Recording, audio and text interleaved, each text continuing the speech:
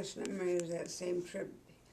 He bought a new suit, and we got on the streetcar, and us kids never could stand to be on those streetcars. We had to stand out in the back platform because that soft coal they used to keep them warm made us sick and we'd vomit. All you kids and All nobody of us. else was throwing up? No, but we couldn't stand that smoke It- smell, evidently. But other people could, apparently, huh?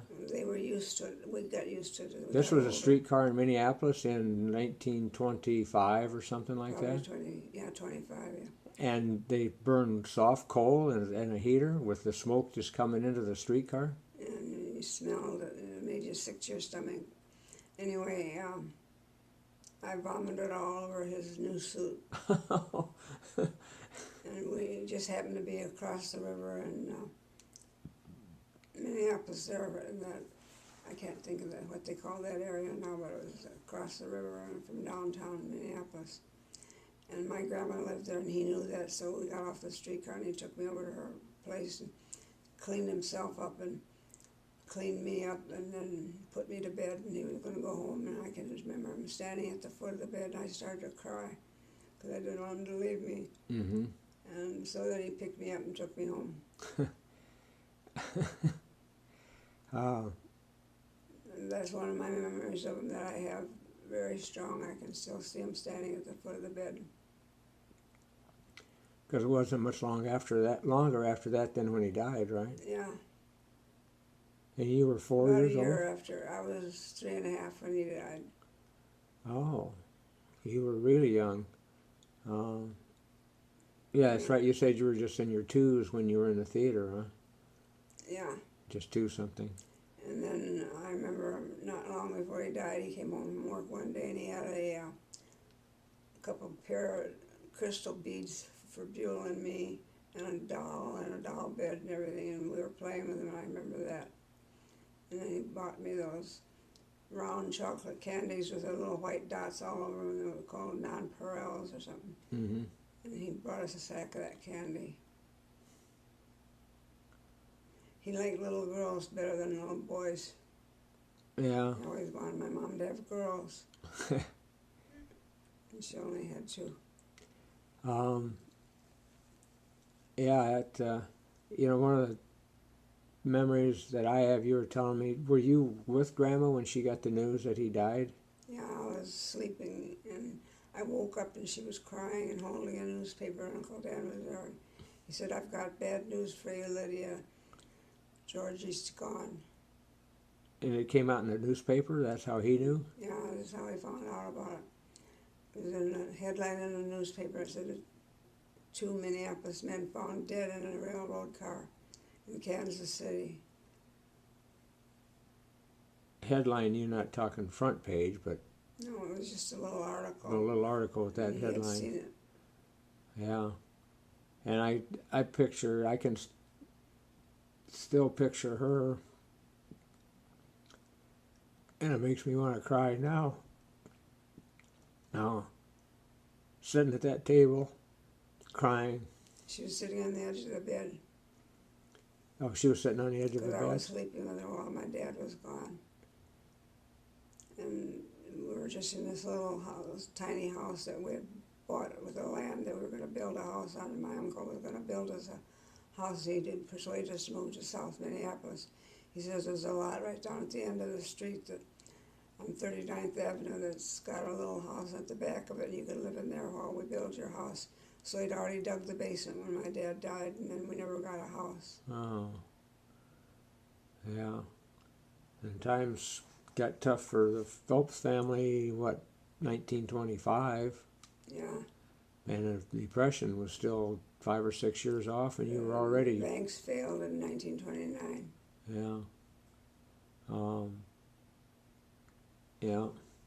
What do you remember about those? Were you happy?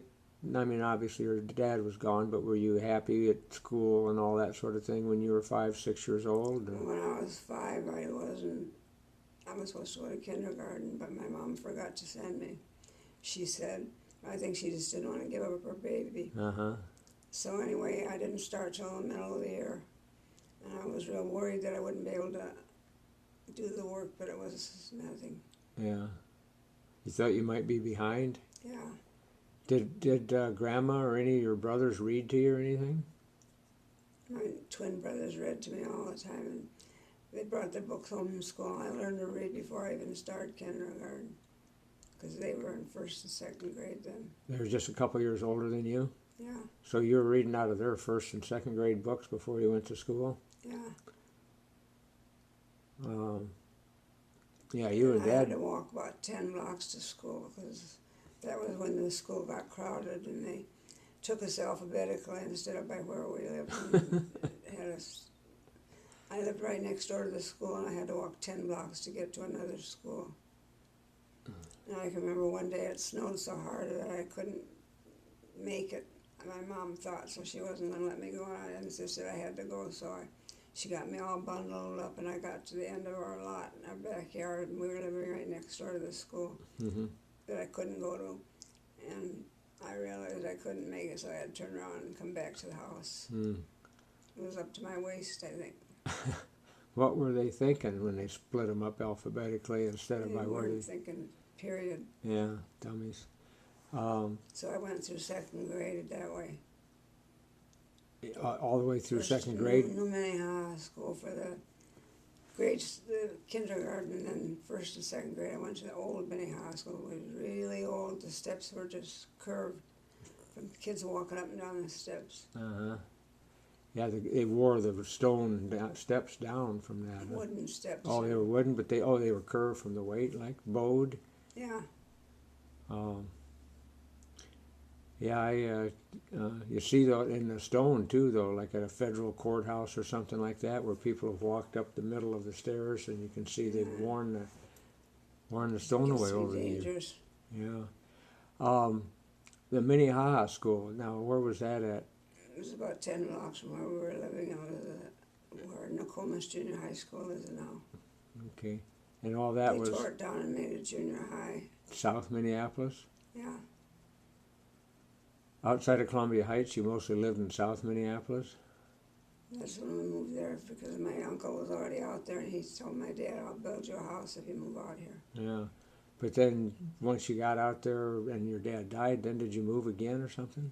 We moved a lot of times. We moved to a house over near the Veterans Hospital first, and we lived there with the Sandberg people, and they were real nice people. Mm-hmm. We lived there about a year, and then this one next to the school got available, and it was bigger, and I don't know why we moved, but we did.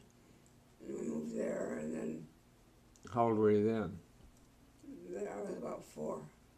And your brother George was the oldest, and he was how much older than you?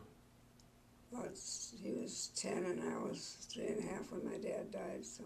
He's just 6 some years older than you? Yeah, Boy, Grandma had kids. every 2 years. Yeah. Of course, it was twins were part of the deal.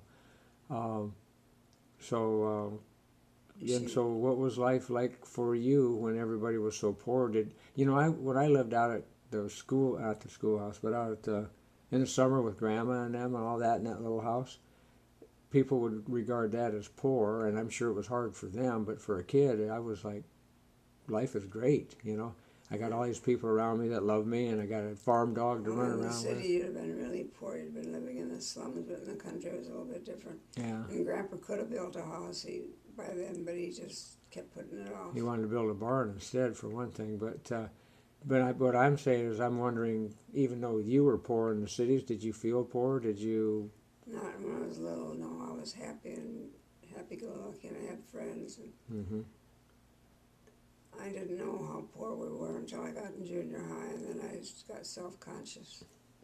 Yeah, well, everybody gets self-conscious at that age anyway, and then coming with, you didn't have the If I had clothes? to get up in front of the class, and talk or anything, I worried that they'd be looking at my clothes and that. And then my mom had a good friend that sewed for her daughter, who was just a couple of years older than me, and so whenever she got rid of her clothes, she gave them to me. And so I wore them in junior high school. They were nice clothes, yeah. Mm-hmm. But every time I saw one of Daphne's friends, I'd hide someplace so they wouldn't see me, because I knew they'd know those were Daphne's clothes, and I didn't want them to see me wearing them. Because I knew that they'd know I was wearing her cast stuff. Yeah, people get, kids especially, well, I wouldn't say kids especially, people get concentrating on the wrong item, as a guy that I used to work with liked to say. Daphne had a friend, Doris Lee, that lived about a couple blocks from her. And she was kind of snooty anyway, and I didn't like her to see me because I knew she'd know that they were Daphne's clothes. Yeah. But Daphne never lorded over me or anything. She was a good friend. Yeah.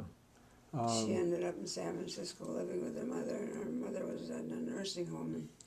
And I took my mom out after 30 years being gone from San Francisco. I took her to California with me, and I was on a trip, and Clayton said we should go.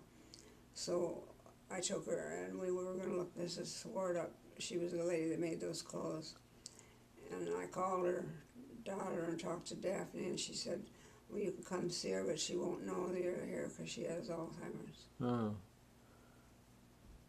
And that, so Dad was going out there in business or something and took you and Grandma along? Or? No, I took her by myself. Oh, just the two of you, just to do that, just to go see Just to go to San Francisco, and then we went to San Diego and saw our cousins, and took a train to Los Angeles and saw Annie Bell, and had a nice trip. How'd you go? Did you go by train out to San Francisco too? No, we flew. Oh, you flew to San Francisco and then took a train down. Had Grandma ever flown before? Yeah, no, I don't think she had. That was her first time. She enjoyed it. She flew years before Anna did, and Anna didn't really want to go, but she went out to see Walt in San Diego. That's when she said that when you get to be my age, you want to be in your own little nest. Yeah. She was about 83, I think. Well, she wound up with a pretty nice nest out there too. I'm going to stop this.